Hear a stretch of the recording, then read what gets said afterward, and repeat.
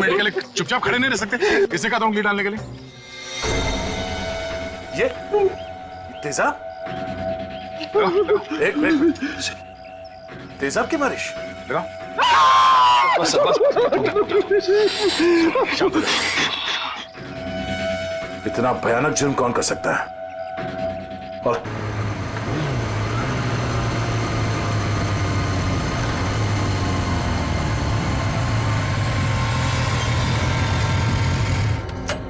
यार शुभम जल्दी कर, कहीं इसको कुछ हो ना गया हो। हाँ यार। एलिना, एलिना, एलिना, एलिना, कहाँ हो तुम? एलिना। यार यही तो बुलाया था, कहाँ चली गई? रुक मैं कॉल करता हूँ।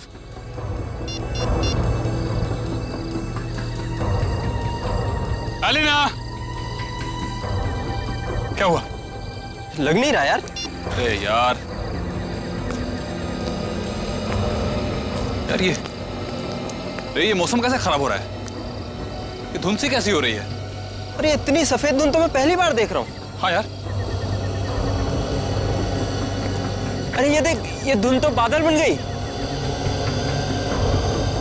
ओह माय गॉड, ये क्या हो रहा है? इंसान प्रकृति के साथ खिलवाड़ करता है ना, पेड़ काटता है, इसलिए हो रहा है ये सब। इससे पहले कि मौसम और खराब हो जाए, एलिना को लेकर निकलते हैं। हाँ। Elina, Elina, Elina. पानी? लग रहा है बारिश होने वाली है। शुभम, शुभम मेरा गाल जल रहा है। ऐसा लग रहा है किसी ने जलते ही माचिस की तीली लगा दी है। दिखा जरा, दिखा। तेरा गाल तो बिल्कुल काला हो गया, जैसा किसी कीड़े ने काट लिया। दिखा। मेरा भी जल रहा है।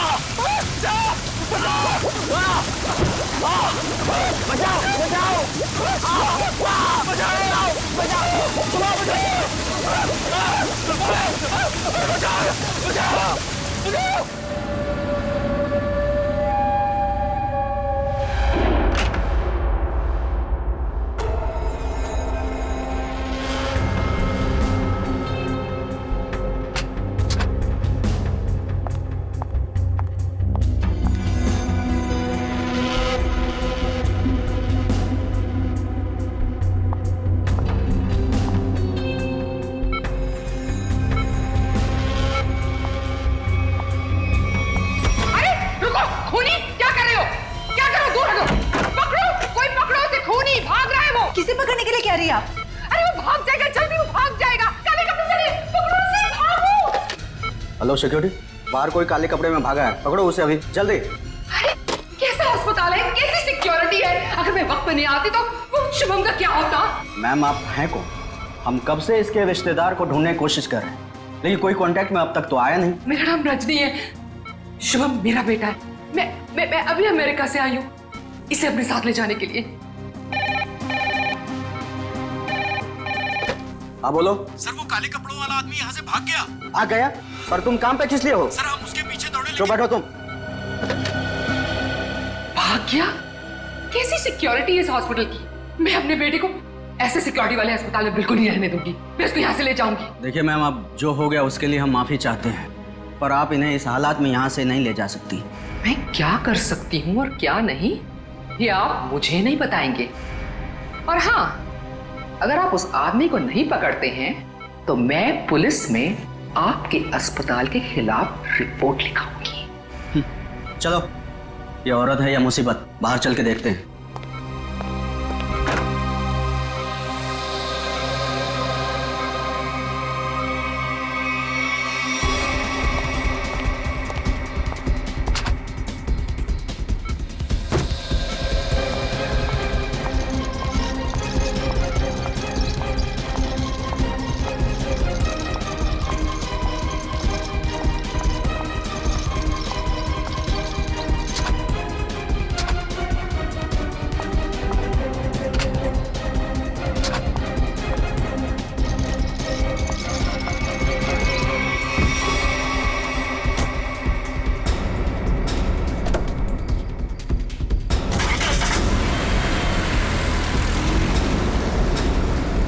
अरे रजनी जी रुकिए, रुकिए रजनी जी।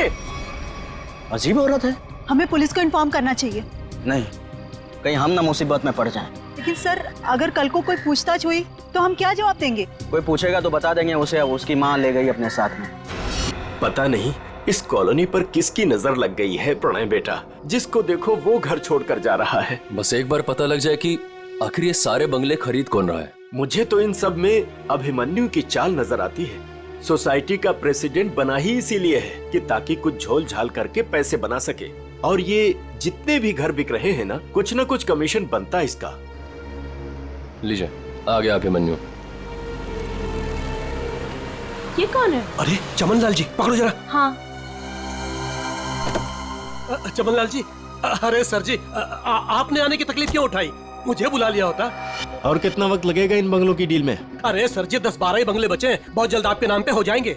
जरा जल्दी, मुझे धीमी आंच का नहीं फास्ट फूड पसंद है। और अगर फास्ट ये बंगले मेरे नहीं हुए तो जो तुम्हें 3 करोड़ का चेक दिया है वो रद्द करवा दूंगा, समझे? जी जी, समझ गए सर जी। आइए बैठिए सर जी।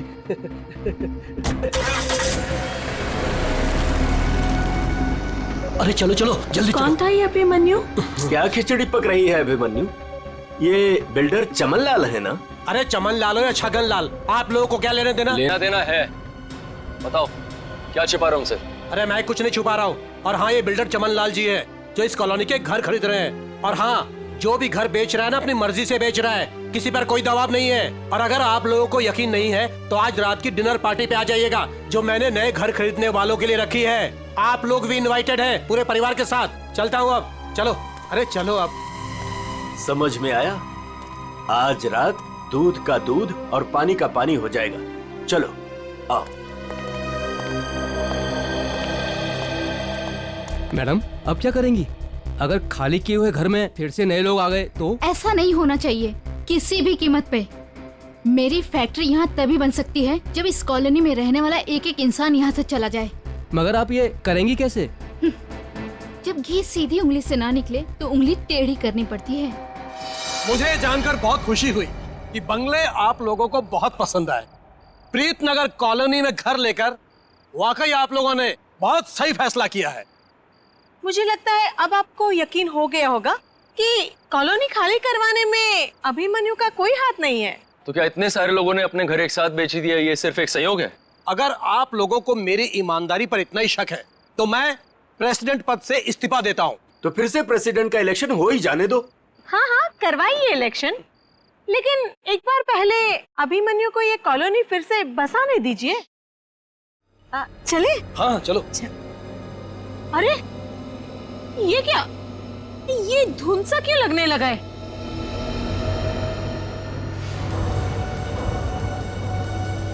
ये तो पहली बार हो रहा है। अरे ये तो बादल है। ये सफेद बादल का रंग तो एकदम बर्फ जैसा है। हाँ, लगता है बहुत जोरों की बारिश होने वाली है। अरे ये क्या जलन हो रही है? चलो चलो चलो।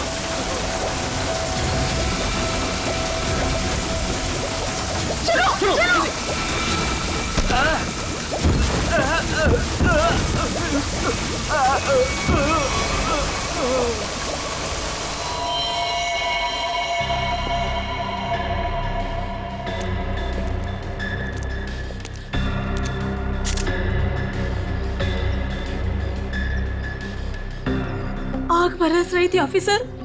कभी सपने में भी नहीं सोचा था कि जिंदगी में ऐसा नजारा भी देखने मिलेगा। बादल फटा, अंगारे बरसे। मतलब बारिश की बूंदे आग की चिंगारी जैसी थी। उससे भी ज्यादा खतरनाक सर, मुझे तो लग रहा था कि वो बूंदे मेरी हड्डियां गला देंगी। सर, मुझे तो हर वक्त डर लगा रहता है कि कहीं अग्नि वर्षा फिर से न शुरू हो जाए।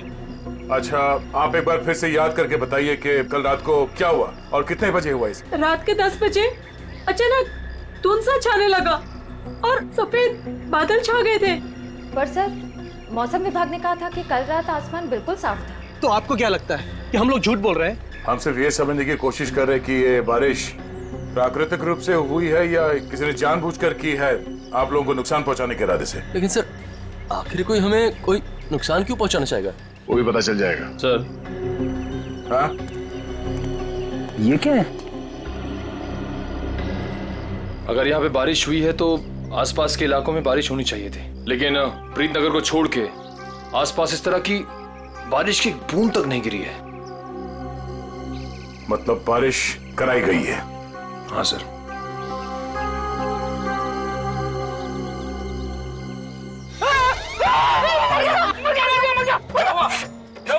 तुम 2 मिनट के लिए चुपचाप खड़े नहीं रह सकते? किसने कहा था उंगली डालने के लिए? ये तेजाब? एक मिनट, तेजाब की बारिश? बस बस। इतना भयानक जुर्म कौन कर सकता है? और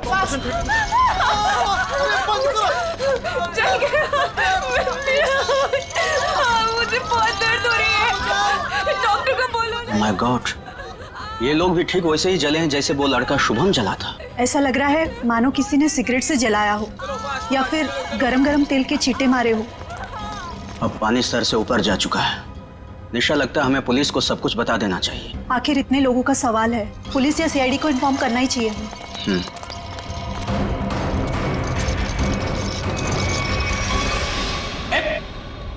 इधर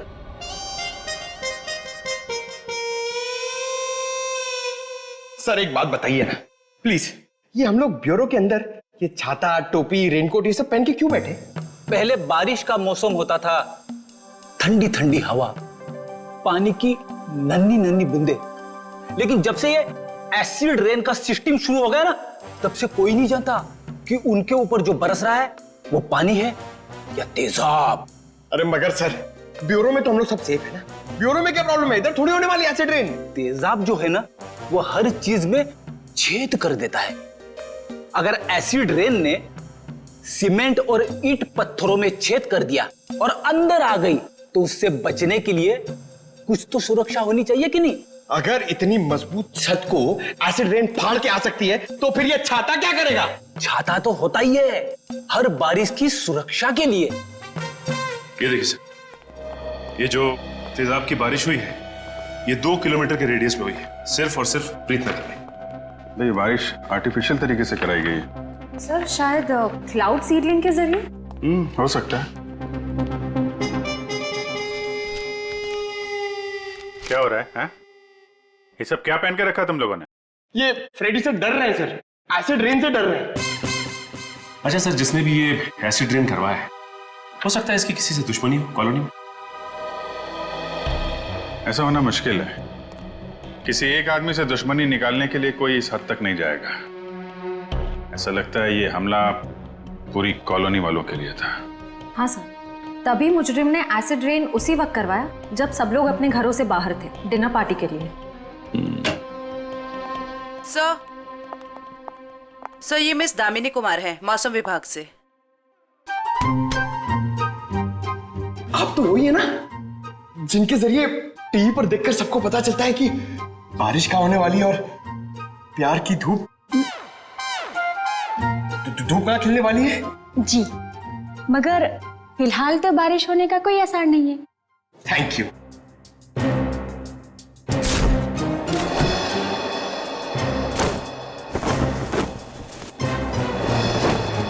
बोला था ना फ्रेडी सर, ये सब की जरूरत नहीं है, मगर आप सुनते कहाँ हैं? हो गया। दामिनी जी, आप ये बताइए जो रिपोर्ट हमने मौसम विभाग को भेजी थी वो आपने पढ़ी?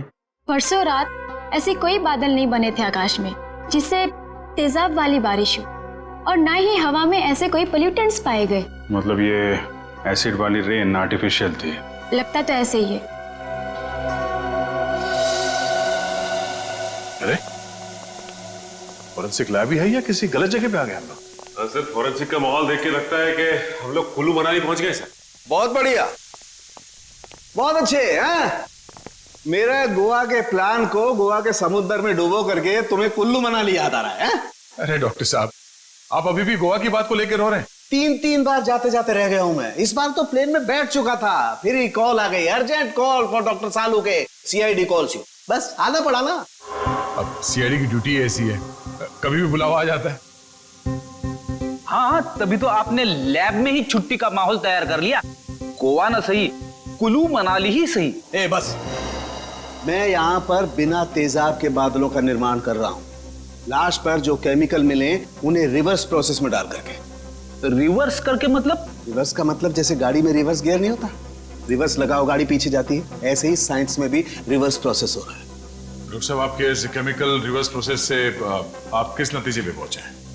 दया, बादलों का रंग और लगातार 15 मिनट तक बारिश का होते रहना यह बताता है कि ये बादल 2 से 5 किलोमीटर की दूरी पर ही बनाए गए, इससे ज्यादा दूरी पर नहीं। एक मिनट डॉक्टर साहब, आप इतने यकीन के साथ कैसे कह सकते हैं कि ये बादल 2 से 5 किलोमीटर के दायरे से ही आए?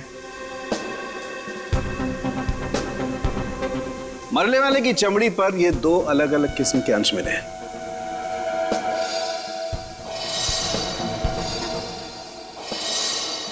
और ये दोनों अंश उस तेजाब के हैं, और तेजाब के तरल और गैस फॉर्म की कैलकुलेशन से मैं इस नतीजे पर पहुंचा हूं कि ये बादल 5 किलोमीटर के दायरे में ही बनाए गए। लेकिन डॉक्टर साहब, एक बात समझ में नहीं आ रही कि इन बनावटी बादलों से, नकली बादलों से बारिश कैसे करवाई गई? एक किस्म के केमिकल से जो ट्रिगर का काम करता है। और सबसे दिलचस्प बात यह है कि पहले कुछ भी नजर नहीं आता है, ना कोई केमिकल ना कोई गैस, और फिर अचानक बड़े बड़े बादल नजर आते हैं।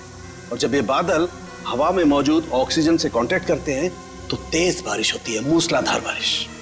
और डॉक्टर साहब, जो केमिकल इस्तेमाल हुआ है इस जुर्म में, वो किस तरह का है? एक किस्म का केमिकल वेस्ट है, बहुत ही खतरनाक केमिकल वेस्ट, जिससे 2 अलग अलग किस्म की चीजें बनाई जाती, एक पटाखे और दूसरे कॉस्मेटिक्स।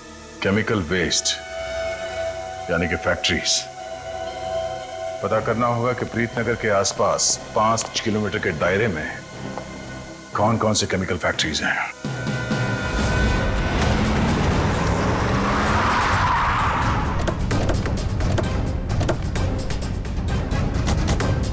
Chemical factory.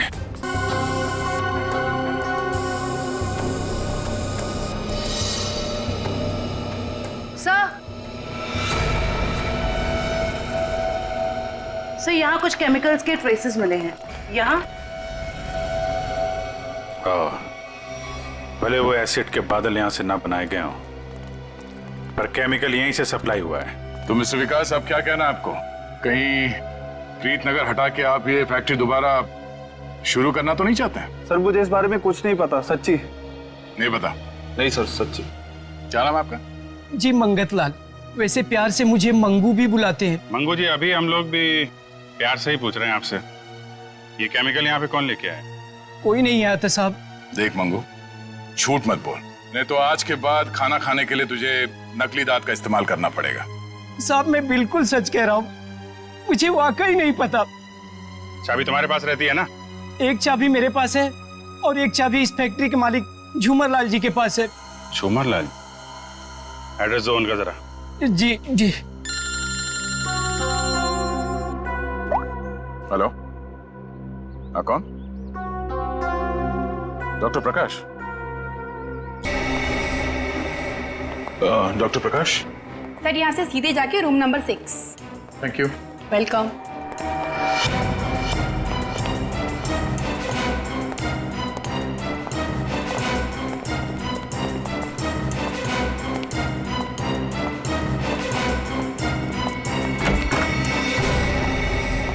डॉक्टर प्रकाश? दया सर? हाँ, इंस्पेक्टर दया सीआईडी से। थैंक गॉड सर, आप आ गए। मैं आपका ही इंतजार कर रहा था। आप फोन पे कुछ बता रहे थे कि प्रीतनगर कॉलोनी में जो लोग घायल हुए उनके बारे में आपको जानते हैं? सर, मैं बहुत शर्मिंदा हूँ। हमें तो बहुत पहले आपके पास आना चाहिए था। साफ साफ बताइए, बात क्या है? सर, दरअसल उन लोगों को जो जख्म हुए हैं, वो जख्म मैंने पहले भी एक इंसान के शरीर पे देखे। हाँ सर, और हम लोग उसका इलाज भी कर चुके हैं। कौन है वो? सर, वो शुभम नाम का एक लड़का था, यही कोई 26-27 साल का होगा। और इतनी बड़ी बात आपने हमसे छिपा के रखी? ये शुभम इस वक्त कहाँ है? आपके हॉस्पिटल में? नहीं, उसे एक औरत अपने साथ ले गई। कह रही थी कि मैं इसकी माँ हूँ, रजनी नाम बताया था उसने।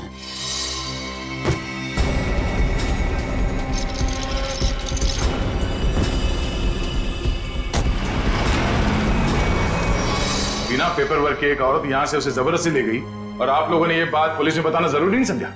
सर, मैं डर गया था, मेरी नौकरी भी चली जाती और अस्पताल का नाम भी बदनाम हो जाता। एक डॉक्टर होकर ऐसे गैर जिम्मेदाराना रवैया, शर्म आनी चाहिए आपको। अच्छा, इस रजनी और ये शुभम, इनकी कोई फोटो है आपके पास? हाँ सर, वो सीसीटीवी कैमरे में है। निशा, सर को निकाल के दे दो फोटो। जी अभी लाई।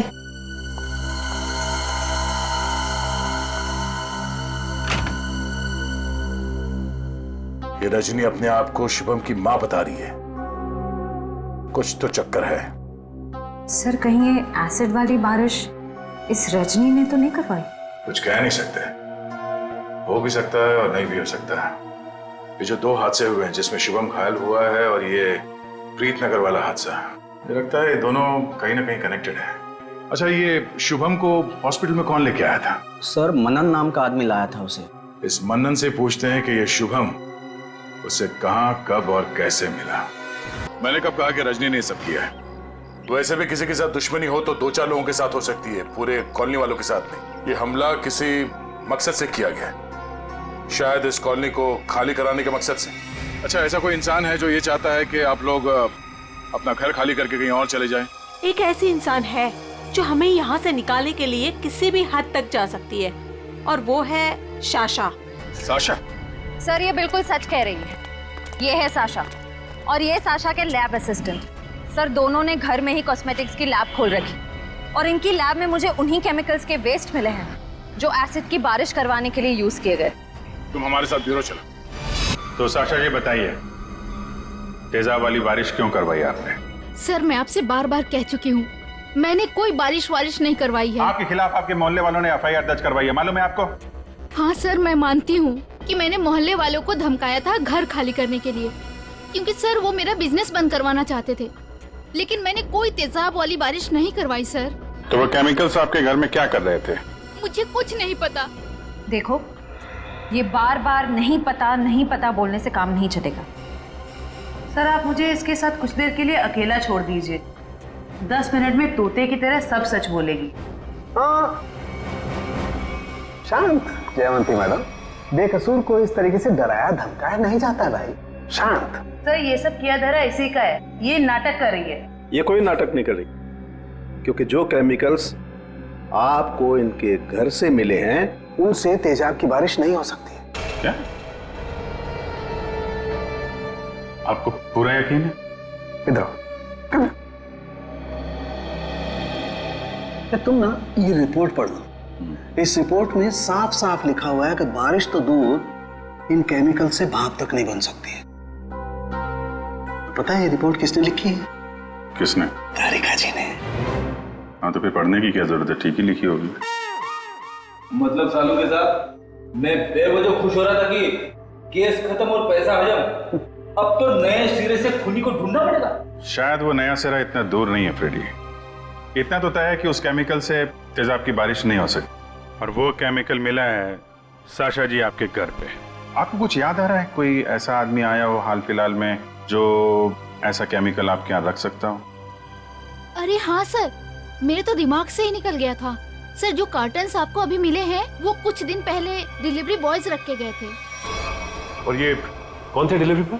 पता नहीं सर, पहले तो मुझे लगा कि मेरे सप्लायर ने उनको भेजा है रॉ मटेरियल के साथ, लेकिन बाद में जब माल कुछ गलत लगा मुझे, तो फिर मैंने अपने सप्लायर से इस बारे में शिकायत भी की थी। फिर सप्लायर ने मुझे बताया कि उसने कोई डिलीवरी बॉयज को नहीं भेजा है। सर इतने सारे कार्टन्स के साथ मैं इन्हें कहाँ फेंकती, तो इसलिए मैंने इन्हें यहीं पड़े रहने दिया। और ये बात तुमने अब तक नहीं बताई? सर आप सीआईडी वालों से मैं इतना डर गई थी, इतना टेंशन में आ गई थी कि मैं सब कुछ भूल गई। अच्छा वो कितने डिलीवरी बॉयज थे? सर 2 थे। उनके चेहरे याद हैं आपको? हाँ कुछ कुछ। गुड। जयवंती, स्केच आर्टिस्ट को बुलवा लो और वो उनके स्केच बनवाओ। जी सर। हाँ देव, शुभम का एड्रेस मिल गया? ठीक है, तो फिर देख लो वहां पे क्या पता चलता है। सर सालुके सर की मदद से हमें पता चला है कि वो जली हुई लाश रे की थी। ये शुभम और रे दोनों शायद यहीं रहते हैं। हाँ सर, एड्रेस यहीं का मिला है। सर ये घर किसी मारिया नाम की औरत का है। अब आगे की कहानी ये मारिया जी ही बताएंगे। तुम्हारी हिम्मत कैसे हुई मेरा केबल काटने की? कब से कह रहे हो तुम? मैकेनिक आ रहा है, मैकेनिक आ रहा है, कोई मैकेनिक नहीं आ रहा है, अभी तक नहीं आया है। देखो तुम जल्दी करो वरना ठीक नहीं होगा, समझे तुम? तुमने ये 4 लोगों को क्यों भेज दिया और एक लड़की भी उनके साथ में? देखिए मैडम, आपको कुछ गलतफहमी हो रही है। हम लोग सीआईडी से। सीआईडी से? देखा, वो अभी तक नहीं आया है। तुम जल्दी भेजो, नहीं तो मैं सारे मोहल्ले का कनेक्शन कटवा के रख दूंगी। क्या बात है आंटी जी, आपका केबल कट गया तो इतना गुस्सा आ रहा है? आप टीवी बहुत देखती है ना? जब तुम बूढ़े होगे ना, तब तुम समझोगे कि अकेलापन क्या होता है। और जब कोई बात करने वाला नहीं होता है ना, तो इस टीवी से ही बात करते हैं लोग। वैसे माँ जी, हम शुभम और रे के बारे में कुछ बात करने आए हैं। उनका कुछ पता चला? हाँ, वो दोनों आपके यहाँ। हाँ, वो मेरे किराएदार हैं और 6 महीने से हमारे पास रहते हैं, लेकिन पता नहीं कुछ दिनों से वो लोग आए ही नहीं हैं। रे की मौत हो चुकी है। हाँ। क्या? कैसे? कुब्जा हिल्स में एक अजीबोगरीब हादसा हुआ जिसमें रे तेजाब का शिकार बन गया। हे भगवान! और शुभम, वो कैसा है? मैम, अभी तक शुभम का कुछ पता नहीं चल पाया है। आप फिक्र मत कीजिए, हम उसे जल्द ही ढूंढ निकालेंगे। माँ जी, इन दोनों का किसी के साथ कोई दुश्मनी, कोई कहा सुनी हुई थी? नहीं, वो तो बहुत अच्छे बच्चे थे, केमिकल इंजीनियर थे। और आखिरी बार आपने कब देखा था इनको? 13 तारीख को। लेकिन हैरानी की बात तो ये है कि जब से ये दोनों बच्चे गए हैं, तब से मेरे 2 किराएदार और गायब हो गए हैं। दूसरे किराएदार? हाँ, वो रे और शुभम के सीनियर्स थे। मुझे लगा चारों कहीं पिकनिक मनाने गए होंगे, इसलिए मैंने उनको ढूंढने की भी कोशिश नहीं की। इन्हें स्केच दिखाओ। इनमें से किसी को पहचानती हैं? हाँ, ये 2 तो सीनियर्स हैं, लेकिन इसको मैं पहचानती नहीं। ओह, इसका मतलब है शुभम और रे के साथ जो कुछ भी हुआ उसमें इनके बॉसेस का भी हाथ है। माँ जी, शुभम और रे के ऑफिस का एड्रेस देंगे जरा? Excuse me. ये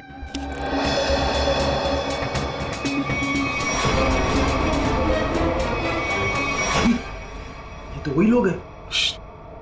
क्या बात है साहब, कोई कुरियर भिजवाना था? हाँ, कुछ मुजरिमों को कुरियर करके जेल भिजवाना था। सर, मुजरिम?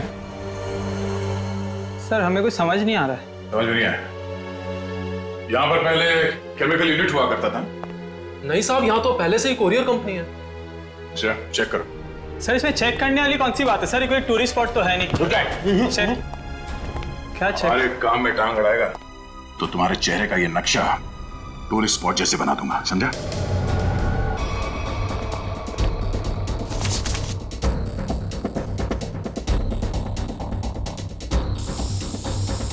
श्रेया मैम, एसिड के ट्रेसेस हैं इसमें। सर, रूम में एसिड के ट्रेसेस हैं। एसिड के ट्रेसेस हैं? हाँ? ये शुभम और रे यही काम करते थे केमिकल यूनिट में। वो गायब हो गया, उसके पीछे पीछे तुम लोग भी गायब हो गए। क्यों? सर, रे, शुभम, ये नाम तो पहले कभी नहीं सुना सर। कभी नहीं सुना? तो साशा का नाम भी नहीं सुना होगा फिर? सर, कौन सा आशा? सर, हमने नहीं सुना। कौन सा आशा? अरे बाप रे बाप, श्रेया, यहाँ पे तो तेजाब की दुकान लगी है। क्या?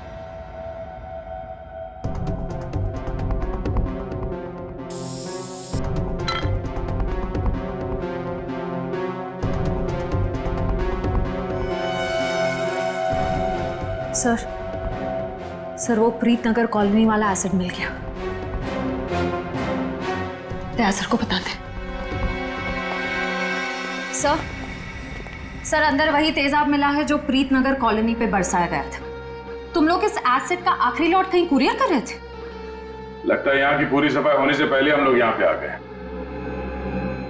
चलो कोई बात नहीं, इन चारों को खड़ा करते हैं और एसिड रेन इनके ऊपर बरसाते हैं, वो भी बिना छतरी के। सर नहीं, चलो माफ कर दीजिए सर, नहीं करें। साहब, हमने तो बस वही किया जो हमसे कहा गया।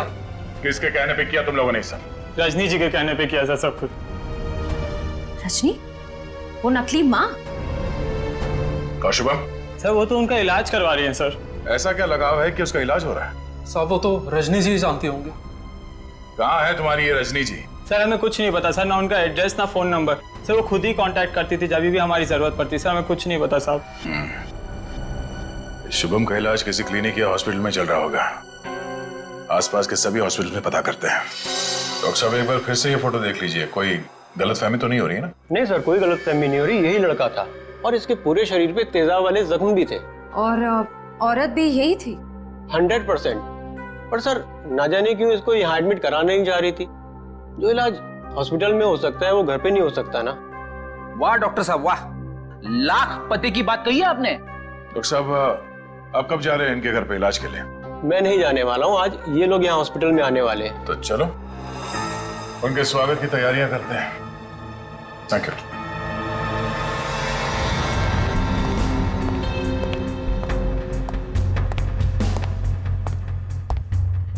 सर ऐसा लगता है नहीं वो यहाँ पर आएगी सर।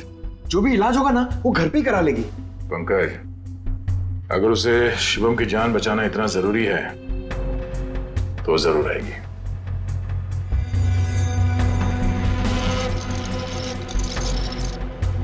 सर लगता है खिचड़ी पक गई।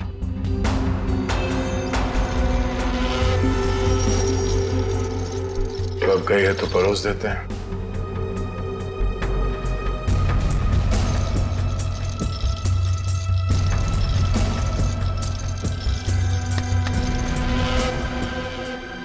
जी आप डॉक्टर साहब से मिलने जा रही हैं रजनी जी? आपको मेरा नाम कैसे पता? सीआईडी को सब पता है। सीआईडी? हाँ सीआईडी। शिवम की जान बचाना इतना जरूरी था आपके लिए तो रातों रात इसे अस्पताल से निकलवाया क्यों?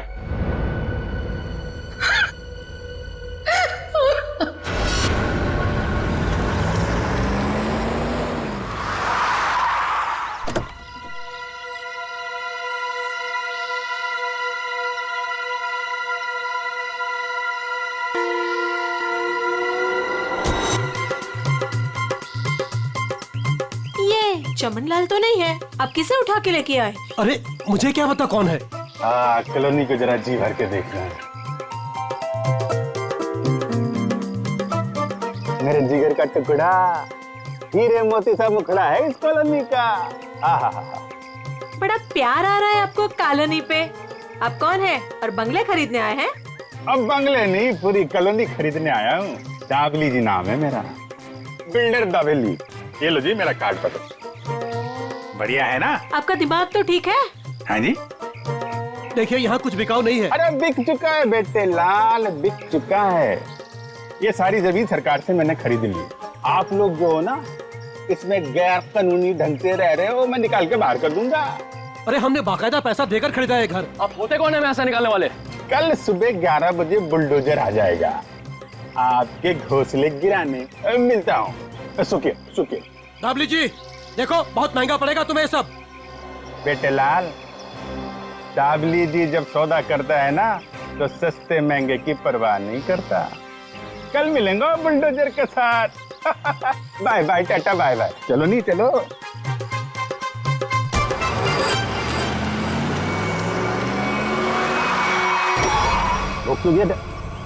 अरे कौन लोग है ये नमूना?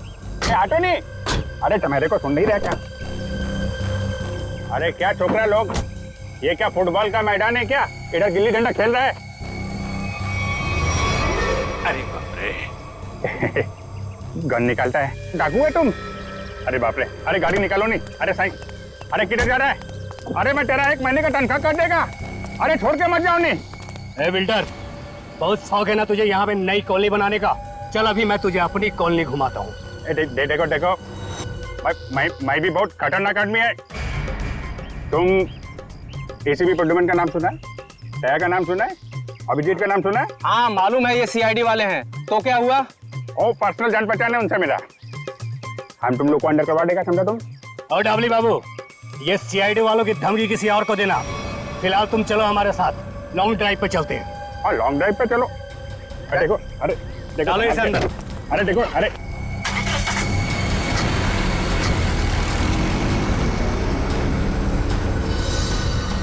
बहुत अपने सीआईडी वालों के गाने सुना रहे थे ना डबली बाबू। अब मेरी बात सुनो, जैसे इस सीआईडी वाले तुम्हें बचाने के लिए आएंगे, फिर छम छम छम छम छम छम छम छम जोर की बारिश होगी। पानी की नहीं, तेजाब की बारिश होगी।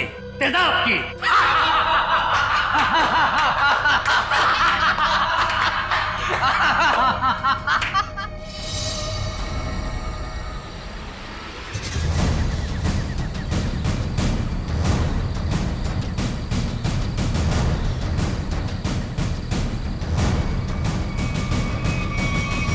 देखो, चुपचाप तुम सब बाहर आ जाओ। हम जानते हैं दाबली तुम्हारे साथ है।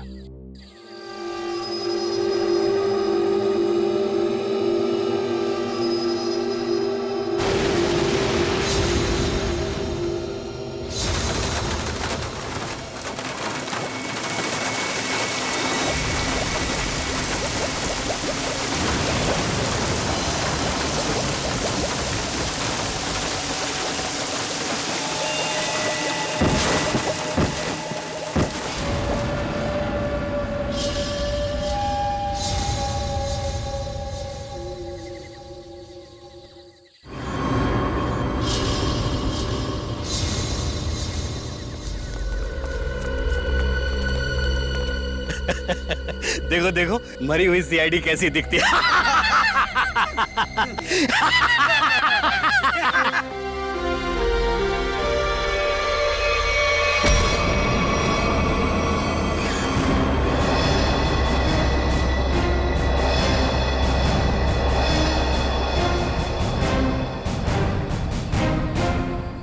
सीआईडी को मारने चले थे, हैं?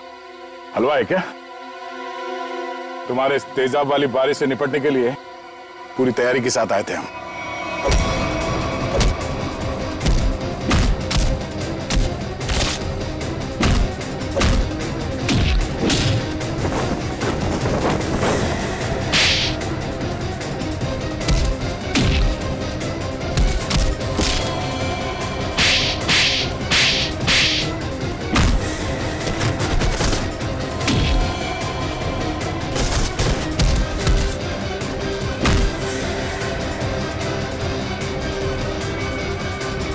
रुक जाओ।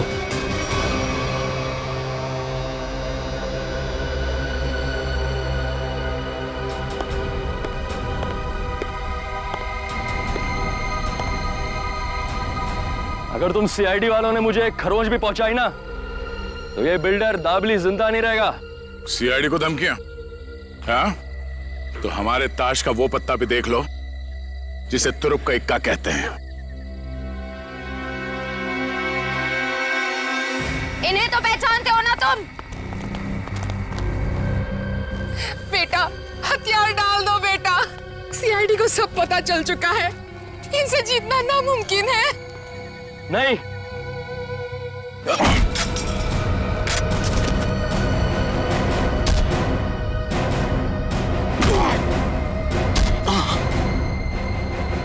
जरा अपना चांद सा मुखड़ा तो दिखा दे।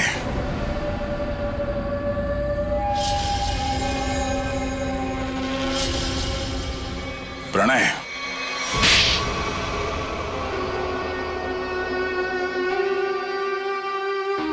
जिस जमीन पर प्रीतनगर कॉलोनी बनी थी, जमीन हमारी थी। 5 साल पहले वहां बाढ़ आई, सब बर्बाद हो गया। माँ और मेरे अलावा हमारा सारा परिवार चल बसा। सरकार को लगा कि उस बाढ़ में हमारी भी मौत हो गई। उन्होंने वो जमीन एक बिल्डर को बेच दी, उसने वहां पे कॉलोनी बना डाली। जब हम वापस आए, देख के दंग रह गया कि हमारी जमीन पर लोगों के घर बस चुके थे। हमने कानून का दरवाजा खटखटाया, बहुत मदद मांगी। कानून का तो बस यही कहना था कि जो लोग रह रहे हैं उनको नहीं निकाला जा सकता। तो तुमने गैर कानूनी तरीका अपनाया, तेजाब की बारिश करवाई ताकि लोग अपना घर खाली करके भाग जाएं। वो तरकीब शुभम ने निकाली थी, वो मेरा भतीजा है। लेकिन प्रणव तो उसको भी मारना चाहता था, मेरा दिल नहीं माना, मैंने उसको बचा लिया। इसीलिए तो हुआ ये सब। तुम्हारे दिल में बेकार की ममता ना जाग उठती ना, शायद आज अब पकड़े न जाते। इस गलतफहमी में नहीं रहना, पकड़े तो तुम तब भी जाते। माना कि तुम लोगों के साथ जो कुछ भी हुआ वो बेहद दुर्भाग्यपूर्ण है, मगर ऐसे गलत रास्ते पे चल के आज तक किसी को इंसाफ नहीं मिला। अपना घर वापस पाने के लिए न जाने कितने लोगों को मौत के घाट उतार दिया तुमने। इसकी एक ही सजा है, फांसी।